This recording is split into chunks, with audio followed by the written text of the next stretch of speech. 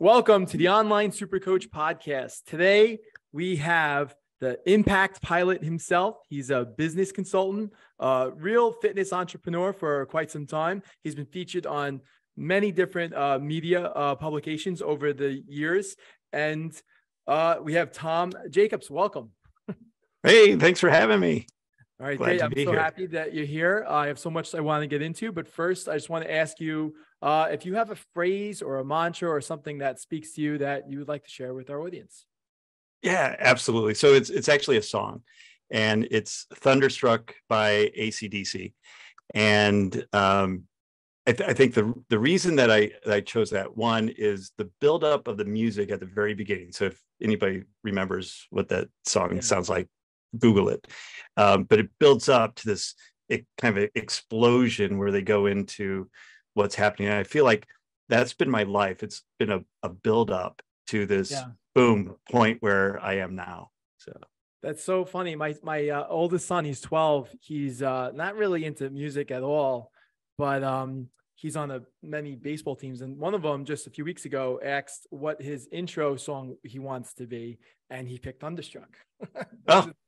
I was like, wow, I can't believe he picked that one of all the songs, because he's not even like really that into music at all, you know, but that's the one he picked. So I just thought that's awesome. Coincidental, you know. It's a good like stage entry. Song. As he's walking in with the bat, you know, going to the box, you know, he's thinking about Thunderstruck. So I guess that is a good one.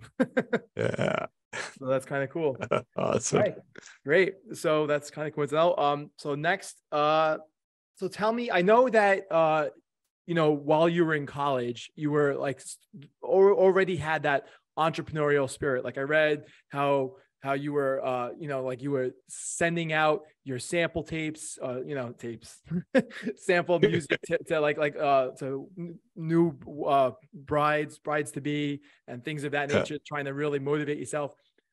And I guess to cut through all of that, then you worked for like over a decade doing, you know, what was it? I think in oil. What was it? Oil and gas. Yep. Logistics work. Yep. And then you wanted to get into your own business. Like you had that entrepreneurial bug. So just skipping to that point, my question is, what made you get into, of all the different types of businesses to get into, why was it fitness? Why was it a gym that was, you know, that was your calling? Yeah, I'm a glutton for punishment. I think that's like, why does anybody open up a gym, right? That's like the most capital intensive business for a solopreneur to go into. And there's so much competition. Why would anybody do that? And especially in 2008, in the height of the recession. Yeah. So the actual reason, I think anybody that in working with tons of fitness professionals, just like yourself, I think everybody goes into fitness, health and fitness because of a deep desire to help other people. Right.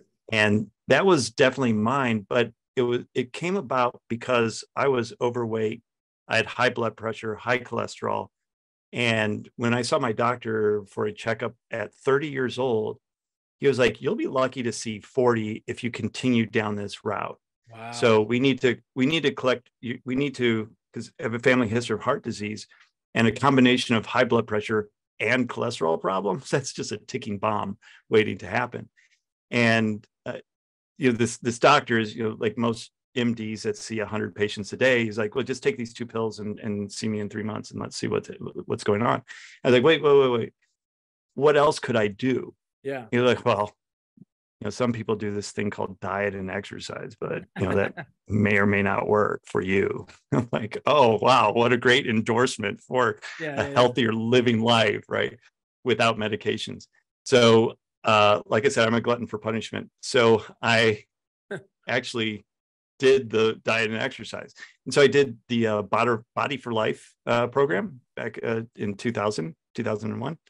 And, you know, where they giving away $100,000 for the best body transformation in 12 weeks. Yeah. So I entered the contest, did the program exactly to a T, like the 6 meals a day. I had the cheat day on Sunday where like by Monday, I was like, oh, why did I do that? And then, you know, the exercise program just followed exactly as he had described in the book. And in 12 weeks, I lost 40 pounds of fat, gained 10 pounds of muscle. And more importantly, the cholesterol came way down under 200, and the blood pressure went back to 120 over 80, and oftentimes a lot better than that. And when I saw my doctor, then the next time he was like, who are you? And Yeah. you had a keg when you came in here, and now you have a 6-pack. So like, those pills working for you? I was like, nah, I didn't take the pills. I did the diet and exercise. Yeah, And I'll that's be looking great. for a new doctor now. Yeah, So, that's awesome. yeah, That's great. That's a yeah, great story. So you were really just so you really got into fitness then, and that's really, yeah. That's where I found my love for fitness was, yeah, going through that 12 weeks, and people at the office, I worked in oil and gas, and that's really what got me fat too, was sitting behind a desk for, yeah, 8-12 hours a day.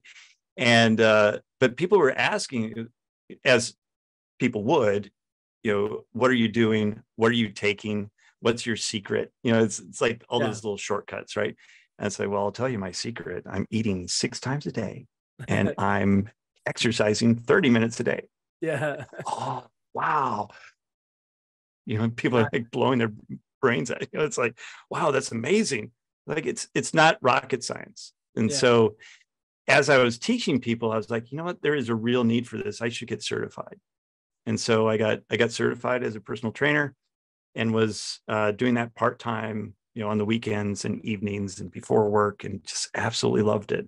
yeah, yeah. So then you opened up your own gym, and were you also Yep. training there as well while you were doing the whole thing? And you Yeah. had that Oh for yeah. what, over 10 years, I guess, right? So 9.5 years to be exact, but yeah, it was close enough to 10 Yeah, yeah, years. yeah. And So then that's successfully sold it yeah, 5 years ago, and it's still running. The new owners are doing great with it, and they never changed the name either. So I thought that was pretty cool. what was the name? So it's Body 3 Personal Fitness, Body through or person. body Cool. or body3fit.com is the Yeah, website down in Texas. yeah. Wow, that's a really nice story there. So and then from what I understand, what made you want to like sell your gym and start doing more of what you're doing now? Yeah, absolutely. So, within the first year of owning my gym, with actually first 6 months of owning the gym, so I actually purchased an existing personal training studio that was about 2,000 square feet, and there was another kind of bay next to it in this strip center. There was another 2,000 square feet, and so I had this image of this grandiose gym that I was going to build, and Yeah, so I bought the existing facility, dumped out my 401k, um, bought the existing facility, quickly expanded it to the 4,000, had it whole remodeled, and got some new equipment, yeah, which, new equipment always sells memberships, yeah, right? The first fallacy of owning a gym. And within 6 months, I was almost broke, uh, because I didn't know how to sell. yeah, you know People would come in, and I'd be working on the floor, working with the client one-on-one, and somebody would walk in wanting to inquire about either a membership or personal training, and I'd be like, oh, another yeah, person just like interrupting my schedule. So yeah, I'd go up, and I'd be like, yeah, what do you want? And almost in that tone of yeah, voice, yeah, it's like, yeah. I what hear do you you. want? Oh, I want to train. Okay, well, it's $60 a session. If you do 10 session, I'll give you the 11th for free. So it's 600 for 11 sessions. Do you want it? Oh, let me think about it. Uh, Okay, here's my card. So when you think about it, give me a call back. oh God. So, right, I know you're like, oh, cringe. Yeah, Um, that's why I almost went broke in 6 months. yeah, So quickly, I realized that I needed help, and so I found a coach, and actually a company that coached, and I went through the sales training program specifically for fitness trainers. And in that program, plus I was doing my own education as well. So over the years, I've kind of created my own little system. But when I invested in that coaching and in that program, the next 6 months were just a rocket ship ride, yeah, because I learned how to sell, that it's a process. It's not something that's sleazy. It doesn't take 5 minutes either. It's a yeah, process that you take somebody through. And in doing that, I not only doubled, I quadrupled my income the next year. So I went from 100,000 the first That's year insane. That's unbelievable. to 400,000. Yeah, the next year, only from selling, Yeah. just learning to sell at a high level. And the coaching company saw the success I was having, and then they were like, "Hey, would you coach other fitness business Oh, owners?" wow. And yeah, so I was like, "Yeah, sure, that sounds like fun." And that turned into, "Would you sell our program too?" And so Oh, wow. while I still own my gym, and I put a manager in place, and did everything so I could work remotely. I Yeah. could travel giving presentations all over the world to other fitness trainers. And so I was kind of having the best of both worlds. And then once we parted ways with that other company, then I started to do it on my own. Oh, yeah. And that love outgrew my love for fitness Yeah. and having a brick Yeah. and mortar facility.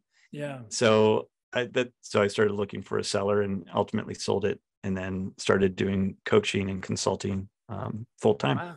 So I didn't really recognize there's some career parallels here, like, so I have my own gym, and then a couple of years ago I bought Online SuperCoach, and it's I have a manager, I have a whole management team in place, and it's a big facility and it's run, but it allows me to kind of spend a lot more time helping trainers learn a lot of these a wide range of business skills from marketing and sales. So and that's kind of pretty fulfilling. So so I kind of see a lot of that. Yeah. Yeah. It's interesting. So how important was it for you to like for instance, obviously it sounds like it's very important, like you investing in the coach, like this is a real game changer for you. 100%. If so, I always said you're a hypocrite if you're a coach and you don't have a coach. Right. To this day, I still have actually the same coach that helped me 15 years ago is still my coach to this day. I mean, we only talk like once a month now, but I always have needed somebody to be that second set of eyes and be that other. Yeah. Absolutely. Yeah. Absolutely. Yeah. That's really, really great. So that's something you would recommend, is just getting a coach, I guess, right? Because absolutely. Even an accountability buddy, if you don't have the financing to get a professional coach, getting somebody that's going to hold you accountable to actually getting things done. Yeah. But having a coach that's been there and done it and made the mistakes is going to accelerate your learning, because now they've already made your mistakes. You don't have I would have, had I invested in the coach before I even bought that facility, I would never have had that stress of the first 6 months and literally pulling my hair out. That's why I'm bald now. Yeah. I've been bald a lot longer, but it was so stressful. Had I had a coach from the beginning that laid out, okay, this is what you do when you buy a business and you start a business. Yeah. I had no idea. So it sounds like, so sales is where you've went from not even anything to do with it to becoming obviously a super expert in worldwide expert in being able to sell fitness to people, which is phenomenal. Do you have I have to ask the question, what is our daily sales tip for today? Like, do you have one for our audience? So the one that I keep going back to, which is something that especially for fitness trainers, that seems to just not come naturally to a lot of people, is to sell the result. Don't sell the thing. So sell the result, not the thing. And the thing, and I see this for almost 100% of the people that I work with and I coach with. The first thing I always do is, what do you sell? And they like, I was working for doing some coaching for a company that sells USB drives, custom USB drives. They're like, we sell USB drives that are customized. So does a lot of people, other people. So is Amazon. Like, why would I buy yours versus Amazon? Right. Like, because ours are cheaper. Like, well, that's a good way to go out of business if you keep going down that spiral of cheaper. Like, how do you differentiate? It's the same with fitness. A lot of them will be like, oh, well, I'm certified in CrossFit level 1050 or whatever it is now these days, and I have aquatics. I had 10 certifications, by the way. So I was aquatic certified, didn't own a pool. I had a bunch of certifications that really like a spin certification, which I didn't even have spin cycles in my studio either. I didn't have a pool. I didn't have a spin cycle, but I was certified for aquatics and spinning. Go figure. Right.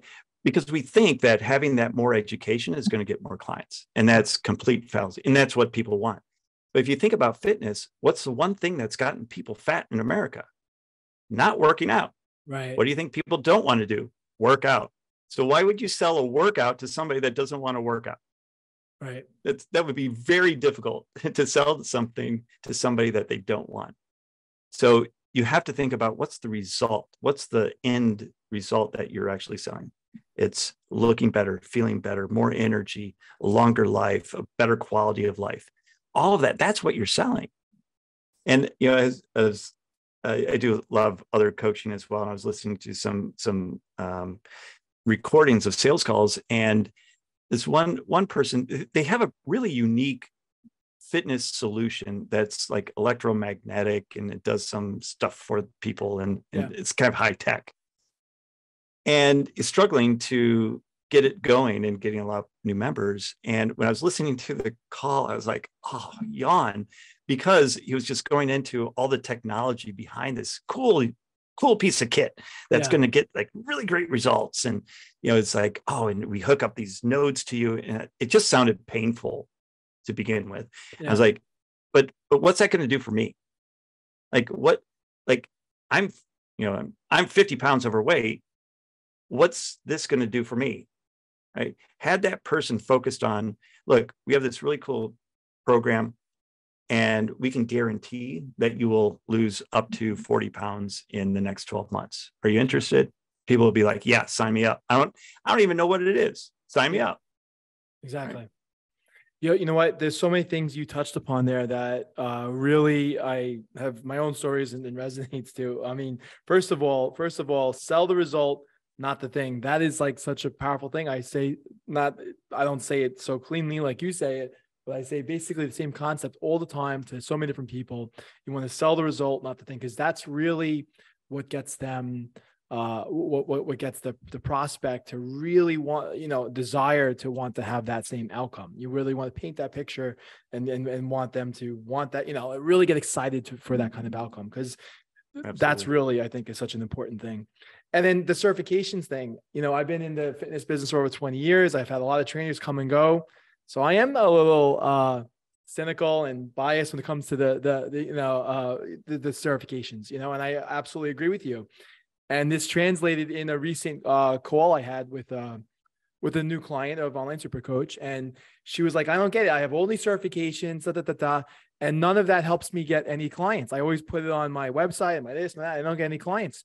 So I was like, how do you pick up clients? And then she said, when I'm working at the gym, I'm working out, just I have my headphones on, I'm not bothering anybody.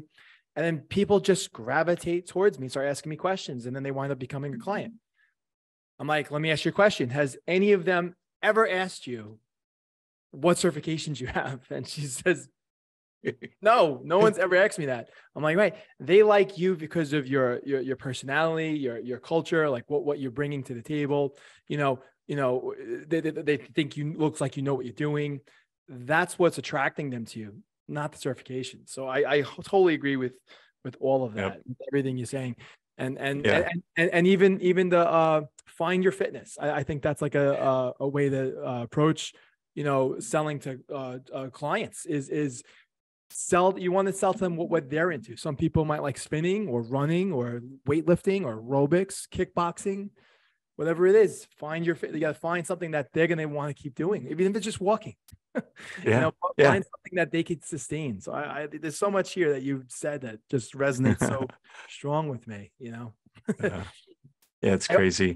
I always said that, personal training is 80% personality and 20% mechanics. Yeah. Because one of the first clubs I worked at, it was a really high-end club. I think it was like $100 a month membership just for the gym, and then the personal training. So I was a member while I was working corporate, and then I got a job there as a personal trainer, just a Yeah. contract personal trainer. And when I met with the fitness manager, they have the wall of shame, I call it, with all the trainers' pictures, Yeah. everybody with their arms crossed. And I was like, so she said, well, we'll put your picture up here. And I said, and then you can set your price for whatever you want. I was like, well, what's everybody else at? And she's like, well, everybody else is at like 60, 65. Renee, whose picture was at the top, she's at 70. I was like, huh, okay, well, put mine at 70. So, which was critical, because what happened when the membership people would tour the new prospective members, they'd go to the wall of shame and they'd say, okay, well, these are all of our trainers. So most of them are at 60. Renee and Tom are at 70. Yeah. And these are already high-end clientele. They're not going to want somebody that's 60 an hour. Yeah, They want the best. Yeah. Now, Renee, really good friend of mine, 20 years of experience, lots of certifications, really nice lady, Pilates certified, spin certified, just really, really, really good. And then me, who had a weekend certification. But we were the busiest trainers of everybody else. Yeah, it's crazy. I can see that. I totally see that. And I too have a wall of shame, as you could say. But what we do is I purposefully don't include any of their qualifications or certifications. It's like, good. Fran has that Southern charm about her, and she loves rescue dogs, and she likes to work with people who have this, and this types of, goals or issues or whatever. And that. So when you read it, you get a sense of who Fran is and who the person is, and if that's a good match for you. And we're not discussing one bit of she's TRX certified and this anything. There's none of that there. So because you're selling who she is, not her qualifications. So and what you pointed out there too is who she likes to work with. Yeah, I think that's brilliant too, because now people are going, oh, that's me. Right. I want to work with her. Yeah, exactly. That's brilliant. Really, so I feel like that's been so much more effective than that's great. James. Yeah, but this is good stuff. So I want to talk to you more about the storytelling. So you talk a lot about using storytelling in sales and even just attraction. So I wanted just to pick your brain on, why don't you tell us, like, what do you mean by what is storytelling? Yeah.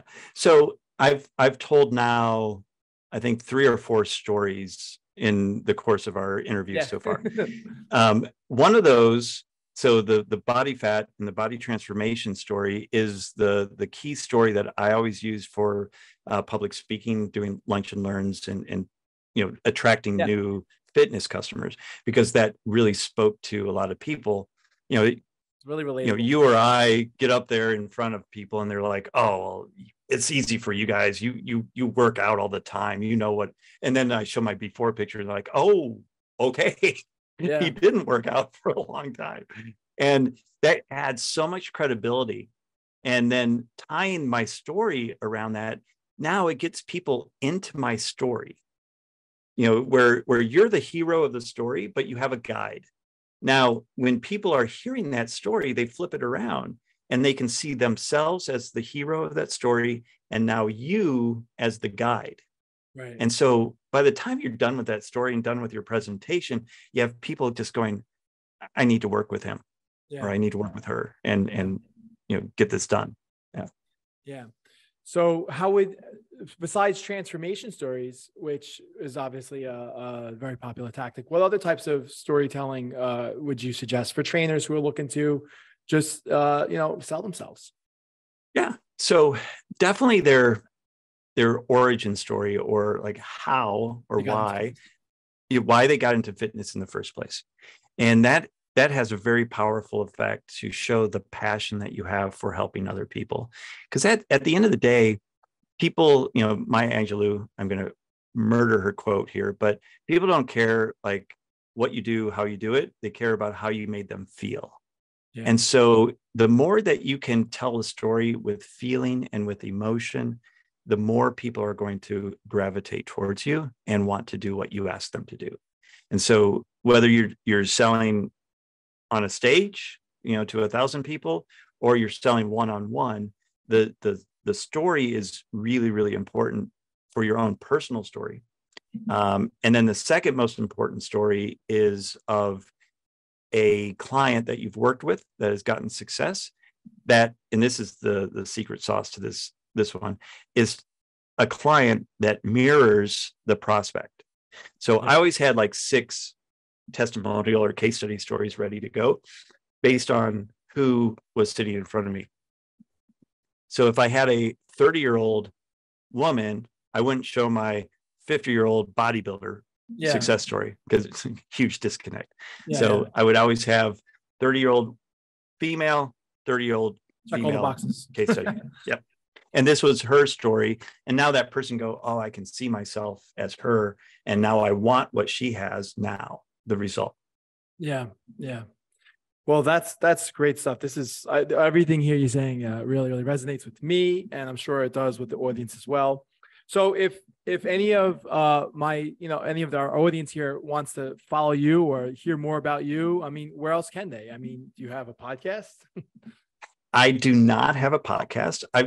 It's so much easier to get on other people's podcasts to do my own podcast. I thought you started a podcast recently for some reason. No, not yet. Maybe in the future, we'll see. But the kind of the best way is on regular social media. Impact Pilot is kind of the name on Instagram. So Impact Pilot on Instagram. I put out daily sales tips, so little daily nuggets, also on my YouTube channel. And then the website, tomjackobs.com, and that's TOMJACKOBS.com. And if they do /3 keys, then I'll send them my little workbook on the 3 keys to selling and doubling your sales in the next 6 months. That's fantastic. And we'll put that in the link here below when we post this. Awesome. So that's great. Well, thank you very, very much. I really appreciate the time. I know it's getting late over there. No worries. Thank you so much for being on today. And I'm glad I met you. Thanks. Glad to be here. Thank you. Right. Thanks.